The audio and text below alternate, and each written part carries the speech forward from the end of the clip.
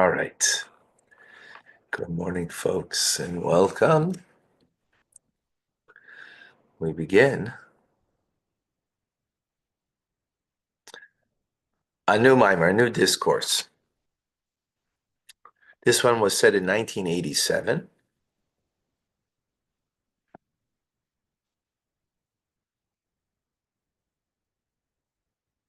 Gimel Iyar, the third day of the month of Iyar. And it's in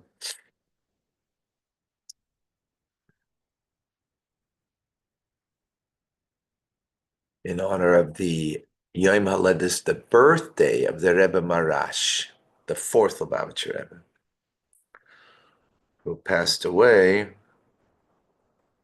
in 1883. Okay. So it's based on a verse from Shir HaShirim, Song of Songs.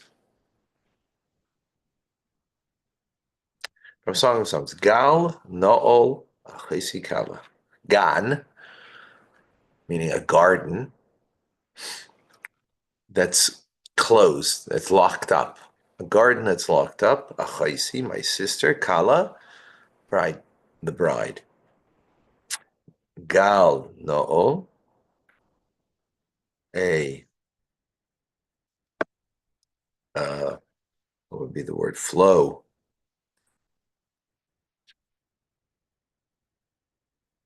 A spring, a gal, that's enclosed. Mayan Chosum, a sealed fountain. All right, very, what's the word? Metaphoric, right? As Shir Shirim, Song of Songs is. So the Rebbe Marash, Rabbi Shmuel, the fourth Rebbe, whose birthday is the 2nd of Iyar, this year falling out next week, next Wednesday.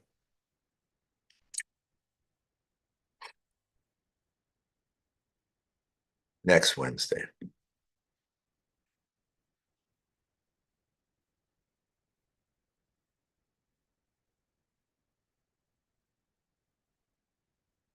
All right.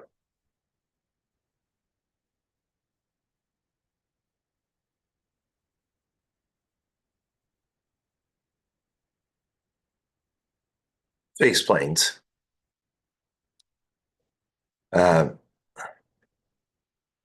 Based on the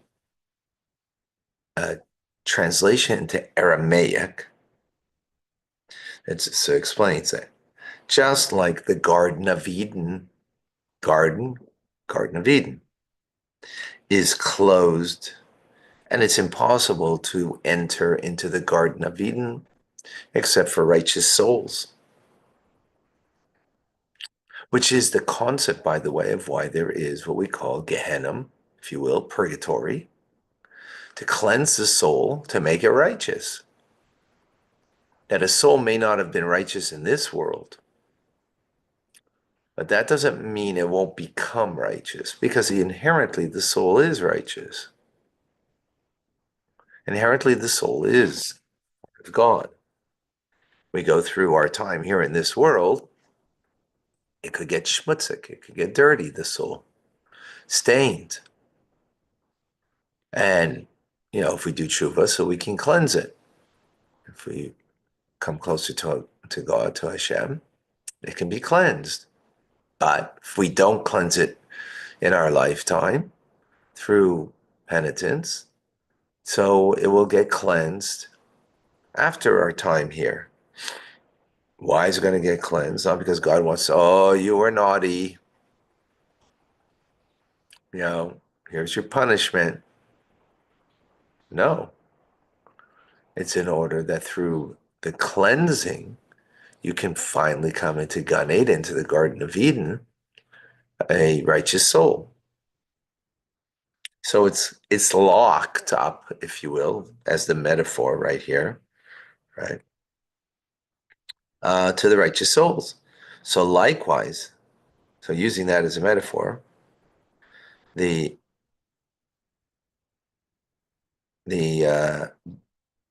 Israel, the Jewish people, they close their mouths to their master, that is God. Okay, those are the words. We're going to come to explain what do these words mean. So explains, what does this mean? Gan, a garden, is the idea of pleasure, right?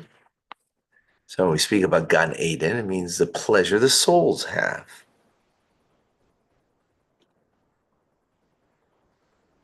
So what does it mean that the garden is locked up?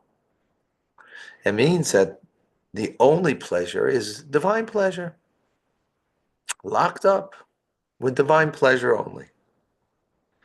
As King David says in Tehillim 73, and I, desire nothing else with you.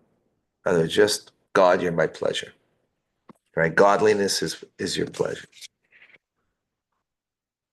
As we say, when you do an act of kindness to somebody, it's my pleasure. Because doing good, being godly, is your pleasure. Now, to make note, um, excuse me a moment.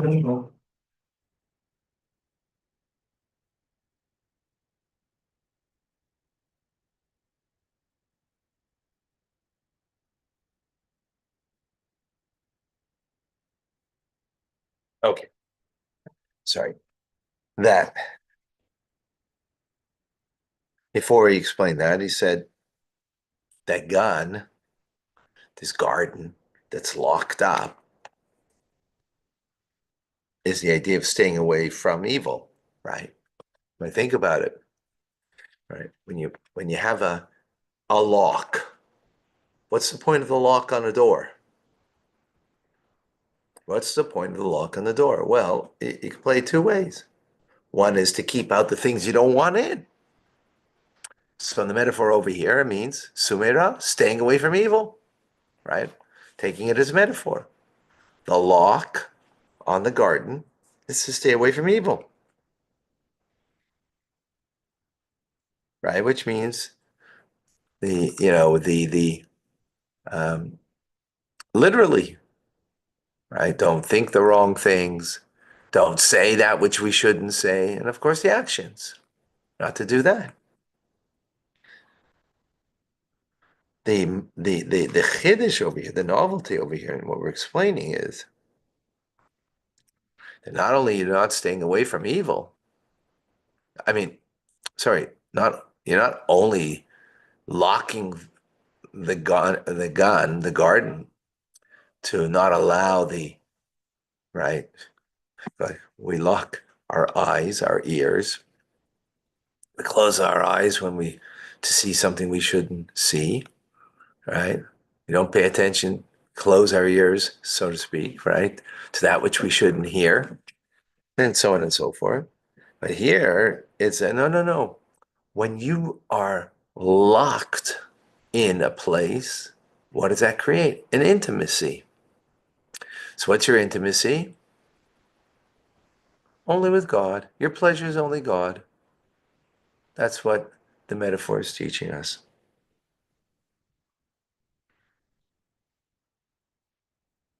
Beautiful.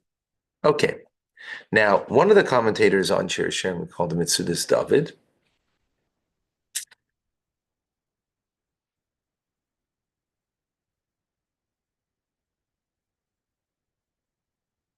Explains that this garden, locked garden that we're talking about, right, is in reference to Jewish people. They're like a locked garden. And no one can come to it except for the master of the garden, because he's got the key, right?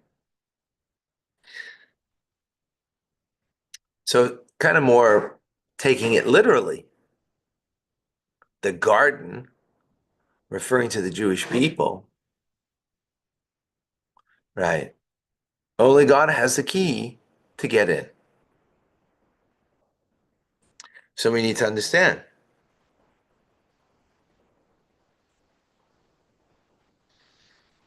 The fact that a garden is pleasure, which now we get, right? You go into a garden, very pleasurable, right? That's the idea of a beautiful garden, right? In a literal sense. Oh, welcome, good morning, right? A garden in a literal sense is very pleasurable.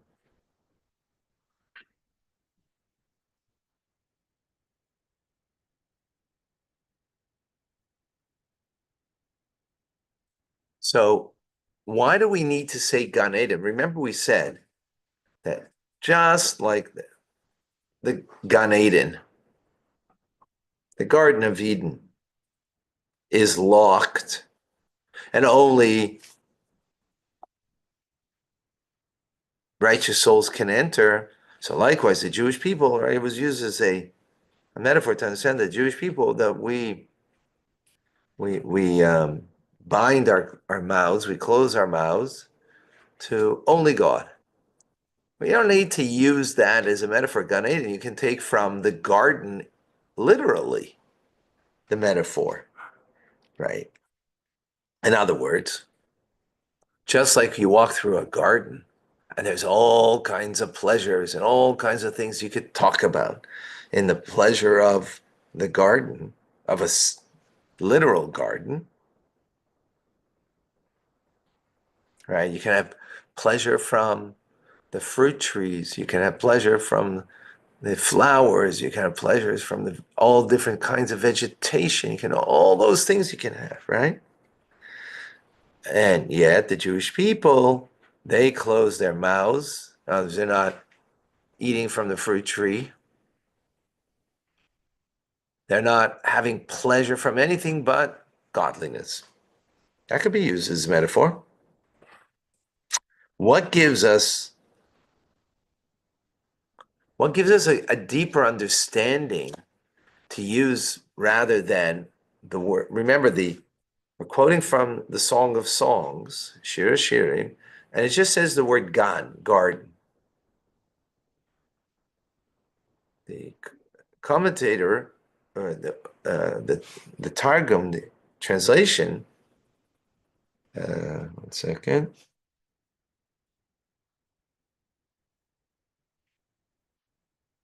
Right, is saying that it's a metaphor of the Garden of Eden.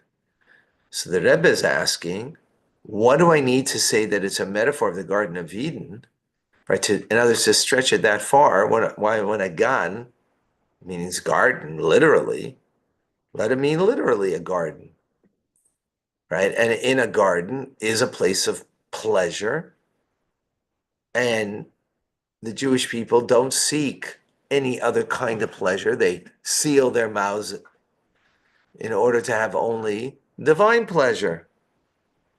So you could use that as a metaphor. So the fact that using the metaphor of the Garden of Eden rather than a literal garden, what is it? It must be giving us a deeper understanding of what it means to having only divine pleasure.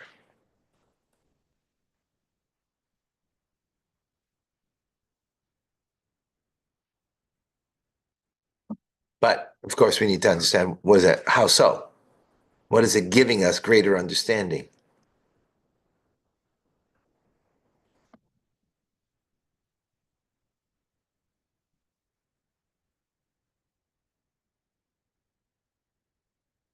Because when you think about it, anytime you've walked through a beautiful garden, what are you having? Pleasure. And the fact that you walk through that beautiful garden and that's not what is giving you pleasure, right? But your pleasure is in divine pleasure, right? Rather than a natural human pleasure only, that we're closed off, we're locked up with divine pleasure. That kind of fits better. Okay, That's our question. That's where we're going to jump off from. So we'll understand this, he says, by understanding another idea. That a locked garden is a metaphor for also marriage.